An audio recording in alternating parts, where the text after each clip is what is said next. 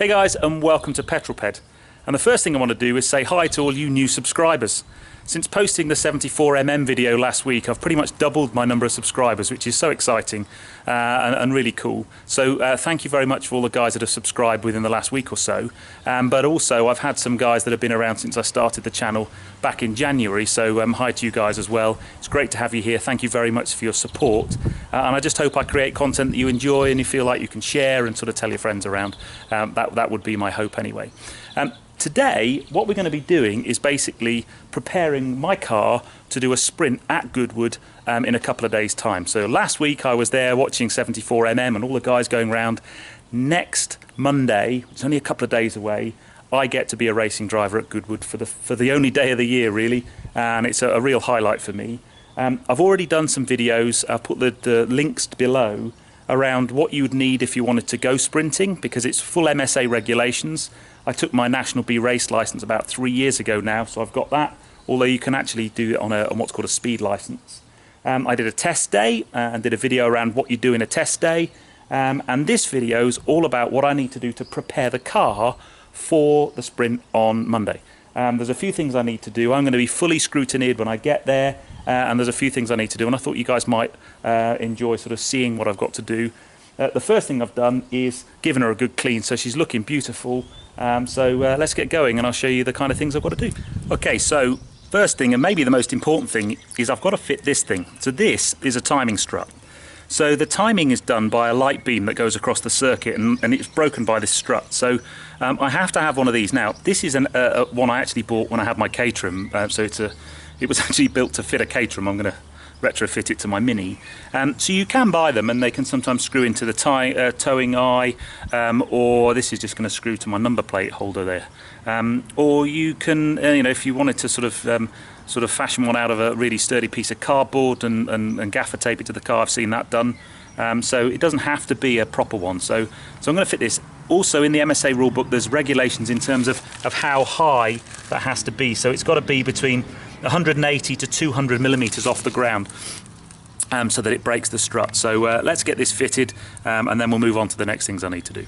Okay, so timing strut fitted, and I think that's going to do the job. The next thing I've got to do is fit a towing eye. I hate doing this. You should do this when you go on a track day as well. The obvious reason why I'm fitting this is if I have an off, it means the marshals can get me off the circuit quickly. Yeah, so I'm going to fit that, and that just goes in this little hole there, so that doesn't take more than a couple of seconds to fit. Okay, so that's towing eye and timing strut fitted. Next couple of things are just sort of fairly obvious things, really. So I've checked tyre pressures and oil and those types of things. What I have done is I've ran the petrol down as low as I can, so I'm only on sort of maybe less than a quarter of a tank.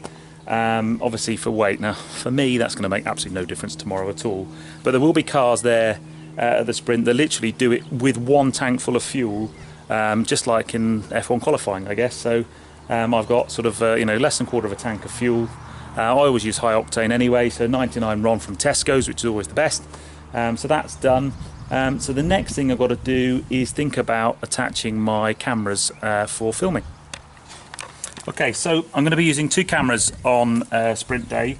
So I've got an old GoPro that I use. Now this is going to be mounted on the passenger window, doing a shot sort of back towards the driver. And then I've got a Sony Action Cam that I'm going to mount on the driver's window with a kind of point of view shot over the steering wheel. And I used these a couple of times on track days, but when I did the test day, I don't know whether the regulations have changed or not, or have just not been picked up before. I had to tether them because they're suction cup mounted, even though these suction cups are brilliant. I had to put a tether on them just in case you have an off, you hit something, and then these start flying around the cabin of the car. So I'm going to mount these, tether them, and then we'll have a look at how I've done it. Okay, so it looks a bit Heath Robinson, I know, but it's just basically a piece of string tying it to the door handle for the action cam there.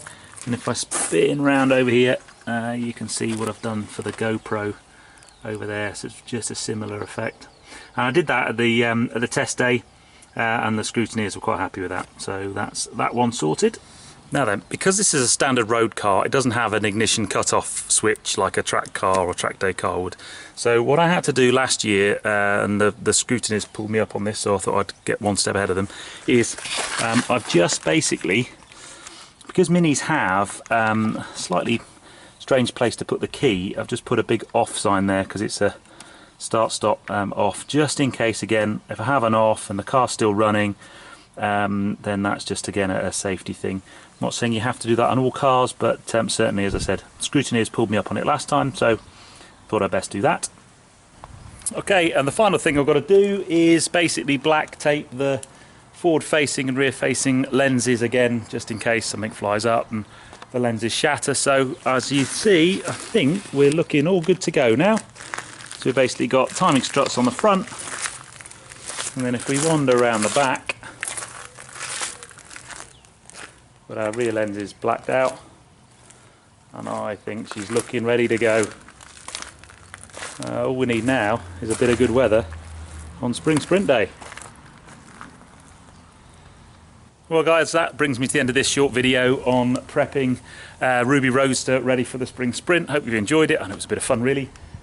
Sprint Day is Easter Bank Holiday Monday at Goodwood Motor Circuit. It's free to enter. You can just turn up. There's some amazing cars there. I think in my group I've got a horrible group. I've got BAC Mono, I've got a couple of R8s, I've got a couple of Nissan GTRs, a couple of Porsche Caymans, a couple of other track day specials, and a Mini. We'll see how we get on there. But if you are around, pop in and say hi. It'd be great to meet any of you. But otherwise, I will see you on the next video, which will be Sprint Day. Thanks for watching, and give me a thumbs up. If you want to put some comments below, that's great. If you haven't done so already, please subscribe to Petrolped to keep up to date with what's coming. But I'm going to sign off there, so you take care guys, drive safe.